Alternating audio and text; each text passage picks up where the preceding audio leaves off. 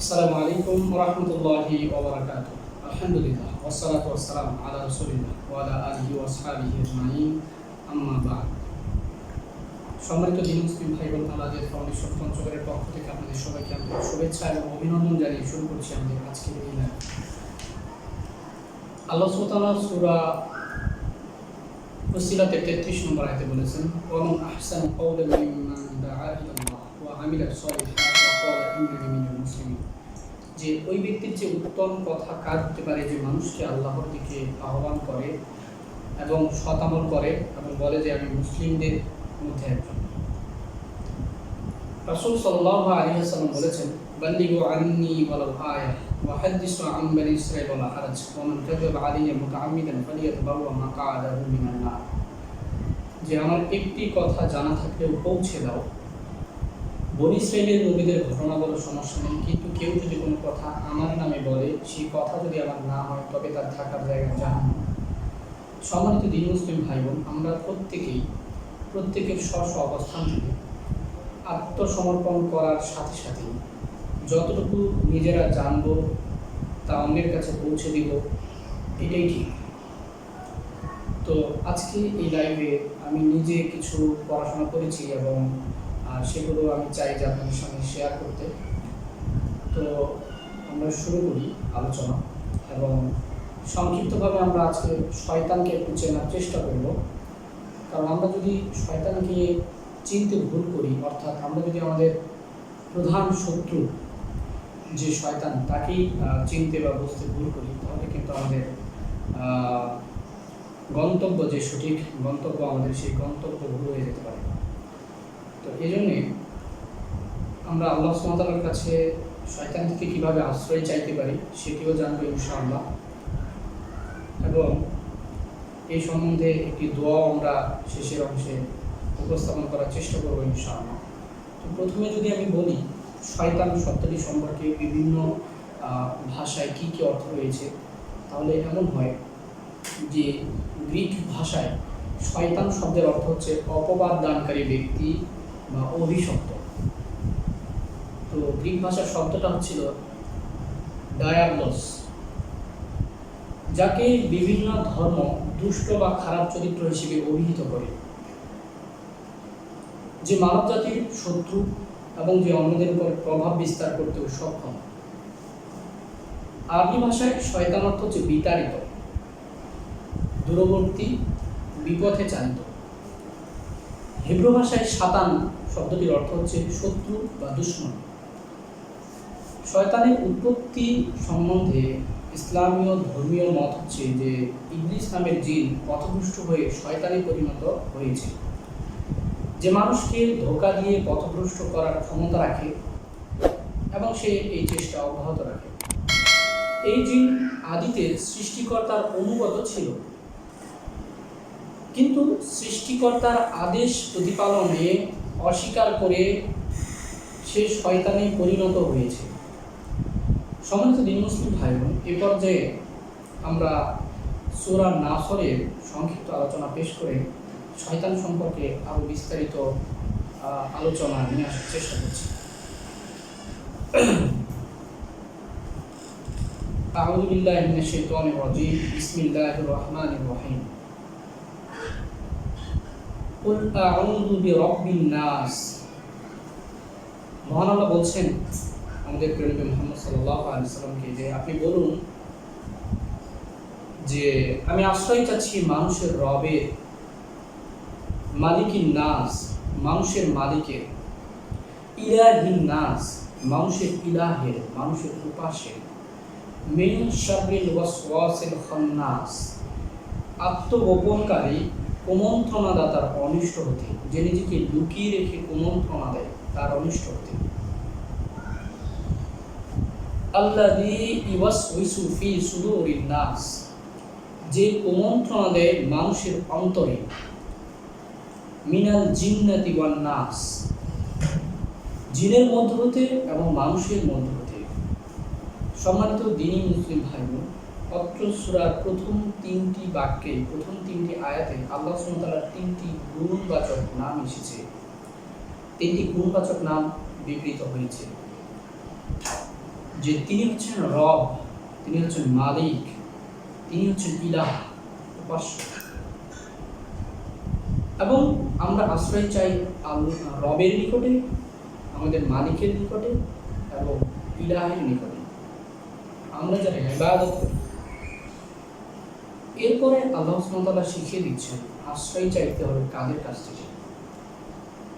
যারা নিজেদেরকে লুকিয়ে রেখে কুমন্ত্রণা দেয় তাদের অনিষ্ট হতে আশ্রয় চাইতে হবে। যারা অন্তরে কুমন্ত্রণা দেয় মানুষের, তাদের কাছ থেকে আশ্রয় চাইতে হবে, হোক তা মানুষের মধ্যে হতে অথবা জিনের মধ্যে হতে। যারা অন্যায় ও খারাপ কাজকে সৌন্দর্য মণ্ডিত করে উপস্থাপন করে এবং মানুষকে পথভ্রষ্ট এবং বিভ্রান্ত করে, তাদের অনিষ্ট হতে। এবং যখন শয়তান আমাদেরকে এইভাবে তার চক্রান্তের মাধ্যমে পথভ্রষ্ট এবং বিভ্রান্ত করে ফেলে, তখন আমাদের স্বাভাবিক যে বিবেক তা লোপ পেয়ে যায় বা তা হারিয়ে যায়।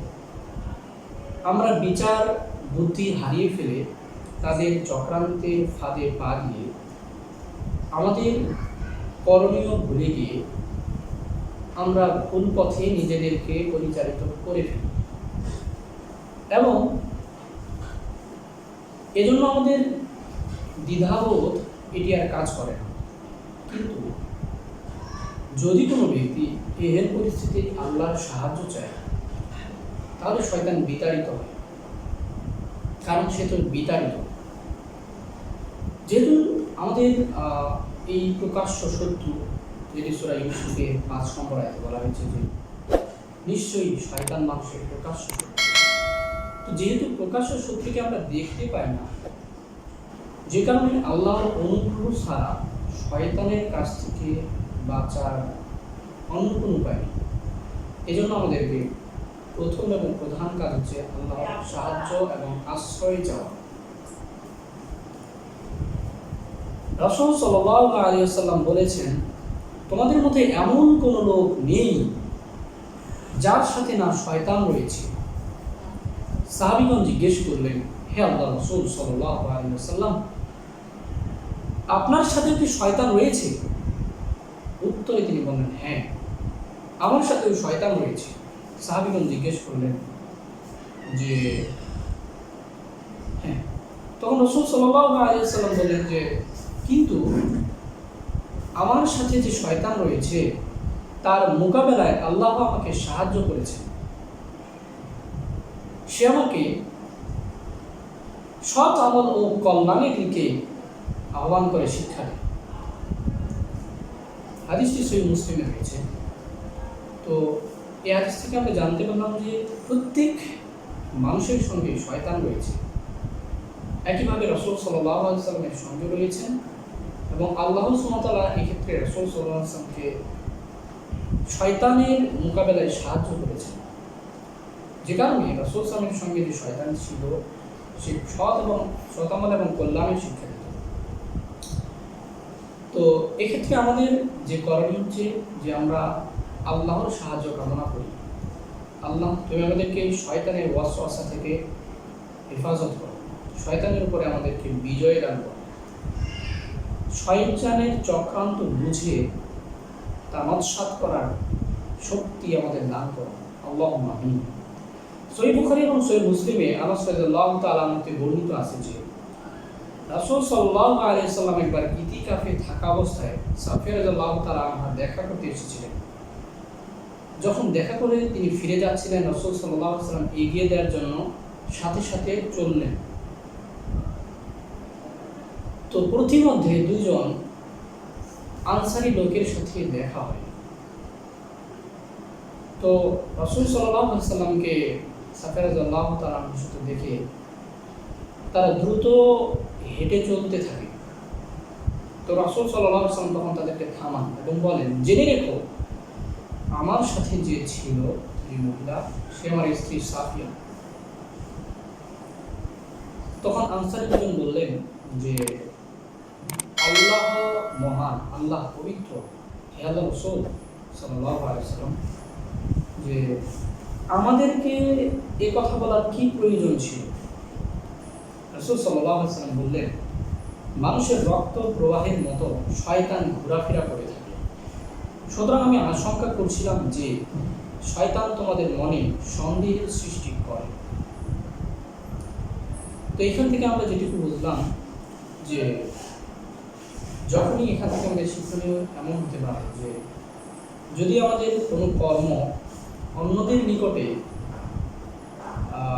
সন্দেহের সৃষ্টি করে বা করতে পারে বলে আমাদের মনে হয়, কিন্তু আদৌ আমরা এমন কিছু করছি না যা সন্দেহ করার মতো, তো সেরকম নিজের মধ্যে এরকম আশঙ্কা কাজ করবে, সেটি পরিষ্কার করতে হবে, জানিয়ে দিতে হবে। তা না হলে শয়তান এর সুযোগ নিয়ে তা একজন থেকে বহুজনে ছড়িয়ে দিবে এবং বিভ্রান্তির সৃষ্টি করবে। সম্মানিত দিন মুসলিম ভাই বোন, সাঈদ ইবনে জুবাইর রাহিমাহুল্লাহ ইবনে আব্বাস রাদিয়াল্লাহু তাআলা আনহুতে বলেন যে শয়তান আদম সন্তানের মনে থাবা বসিয়ে রাখে। মানুষ যখনই অন্যমনস্ক হয়ে যায় কিংবা বেখেয়াল থাকে, তখনই শয়তান কুমন্ত্রণা দেয়। আর যখনই মানুষ আল্লাহকে স্মরণ করে, আল্লাহর আশ্রয় চায়, তখনই শয়তান পশ্চাৎ পদ হয়ে বিতাড়িত হয়, পালিয়ে যায়। শয়তান মানুষকে ধোঁকা দিয়ে থাকে সুখ শান্তির সময়, দুঃখ কষ্টের সময়। আপনি অনেক ভালো সময় পার করছেন, শয়তান এখানেও ধোঁকা দিতে পারে। আপনি অনেক কষ্টের সময় পার করছেন, শয়তান এখানেও ধোঁকা দিতে পারে এবং এভাবে সে মনের মধ্যে ছিদ্র করে দিতে পারে, ইমানের মধ্যে দুর্বলতা নিয়ে আসতে পারে। অর্থাৎ পথভ্রষ্ট ও বিভ্রান্ত করার চেষ্টায় সে সর্বদা সচেষ্ট। কিন্তু এইরকম সময়ে যদি মানুষ আল্লাহকে স্মরণ করে, তাহলে শয়তান পালিয়ে যায়।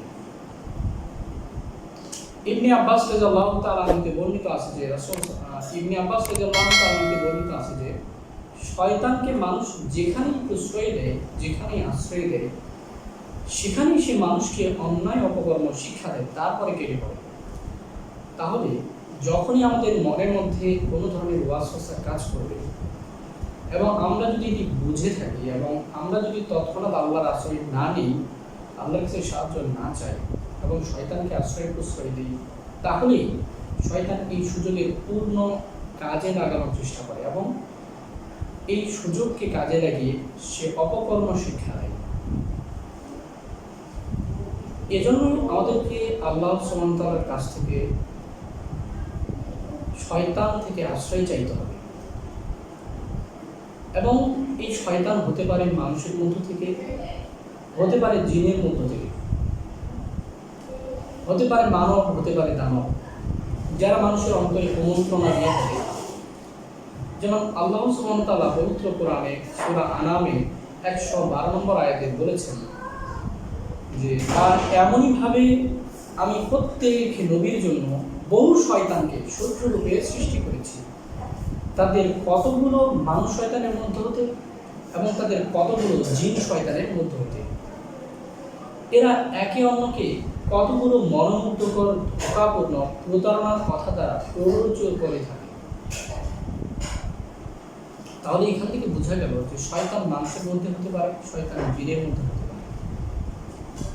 আপনার মনের মধ্যে হঠাৎ করে কোনো ধরনের নিন্দনীয় কর্মের ভাবাবেগ তৈরি হলো, আপনাকে বুঝতে হবে যে এটি হচ্ছে জিন শয়তানের মধ্যে হতে।